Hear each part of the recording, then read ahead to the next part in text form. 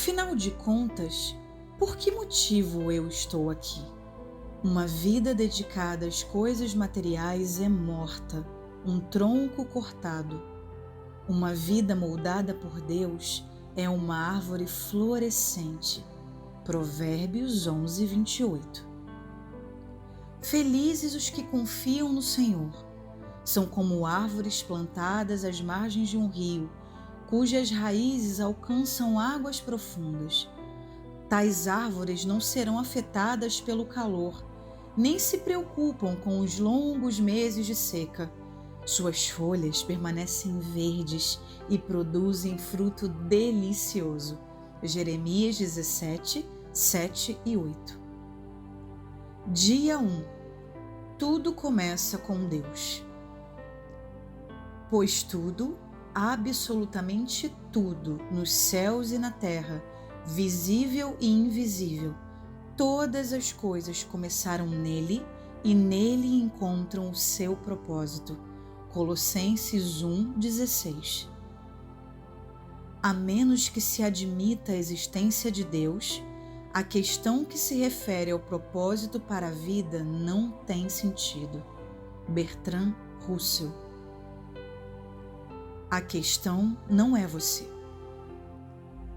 O propósito da sua vida é muito maior que a sua realização pessoal, sua paz de espírito ou mesmo a sua felicidade. É muito maior que a sua família, sua carreira ou mesmo seus mais ambiciosos sonhos e aspirações. Se você quiser saber por que foi colocado neste planeta, deverá começar por Deus. Você nasceu de acordo com os propósitos dele e para cumprir os propósitos dele. A procura pelo propósito da vida tem intrigado as pessoas por milhares de anos. Isso porque normalmente começamos pelo lado errado, nós mesmos. Nós fazemos perguntas voltadas para a nossa pessoa, como: o que eu quero ser? O que eu deveria fazer com a minha vida? Quais são os meus objetivos, minhas ambições e meus sonhos para o futuro? Mas concentrarmos-nos em nós mesmos jamais desvendará o propósito de nossa vida. A Bíblia diz: a vida de todas as criaturas está na mão de Deus, e é Ele quem mantém todas as pessoas com vida. Ao contrário do que dizem muitos livros famosos, filmes, seminários, você não irá descobrir o significado da sua vida olhando dentro de si mesmo. É provável que você já tenha tentado isso. Você não criou a si mesmo. Logo, não há jeito de dizer a si mesmo para que eu fui criado. Se eu lhe entregar uma invenção desconhecida, você não terá como saber a sua serventia. Nem a própria invenção terá a capacidade de dizer. Somente o Criador ou o manual do fabricante poderá mostrar a sua utilidade. Certa vez me perdi nas montanhas. Quando parei para perguntar como chegar ao acampamento, disseram-me: não há como você chegar saindo diretamente daqui. Você deve ir para o outro lado da montanha. Da mesma forma, você não pode chegar ao propósito da sua vida concentrando-se em si mesmo. Você deve começar com Deus, o seu Criador. Você só existe porque Deus deseja que você exista.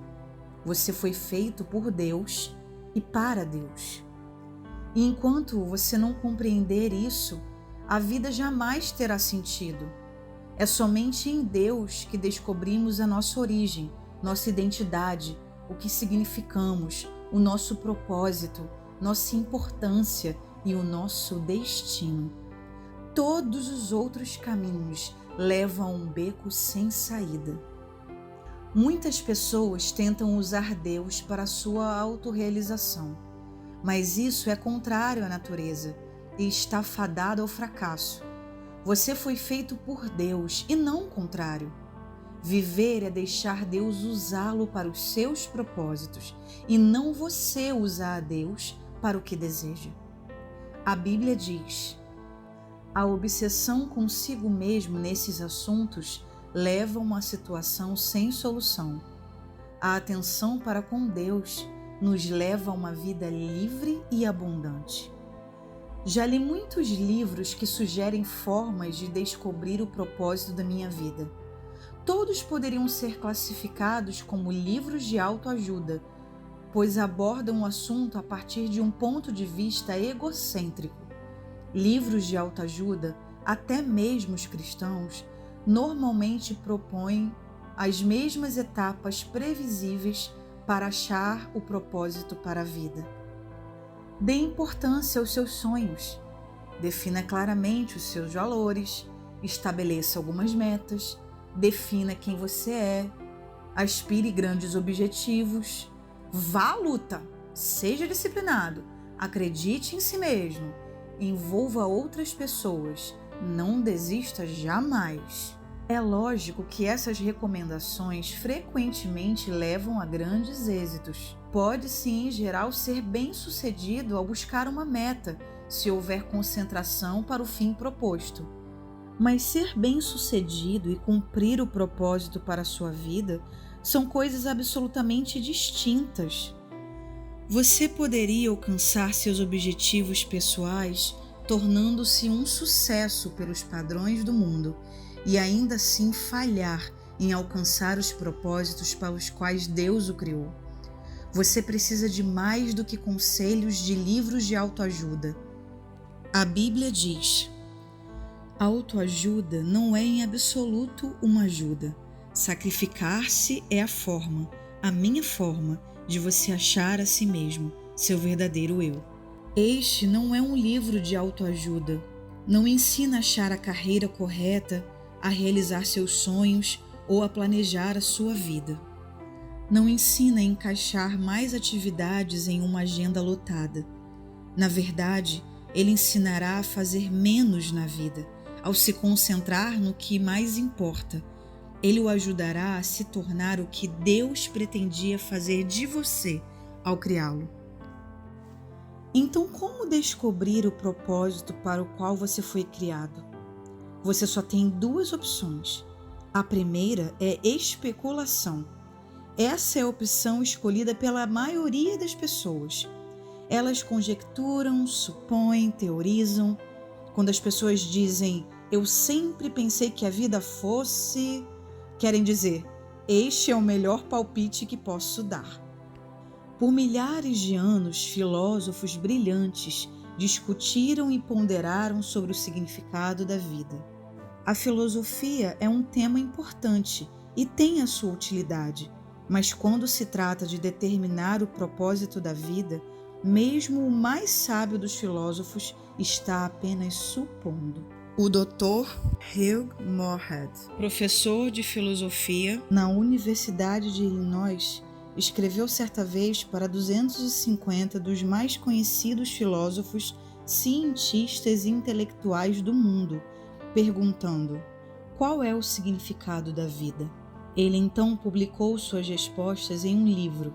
Alguns deram seus melhores palpites, alguns admitiram ter apenas inventado um propósito para a vida, e outros foram honestos o bastante para dizer que não tinham a menor ideia. Na verdade, vários intelectuais de renome pediram ao professor para que respondesse, caso descobrisse o propósito da vida.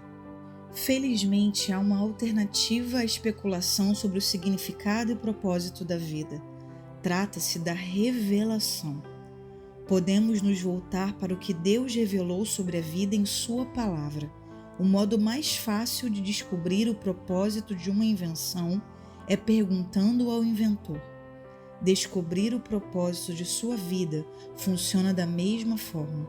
Pergunte a Deus. Deus não nos deixou às cegas para ficarmos nos questionando e conjecturando. Ele claramente revelou ao longo da Bíblia seus 5 propósitos para a nossa vida. É o nosso manual do proprietário, que explica por que estamos vivos, como a vida funciona, o que evitar e o que esperar do futuro. Ela explica o que nenhum livro de autoajuda ou de filosofia pode saber.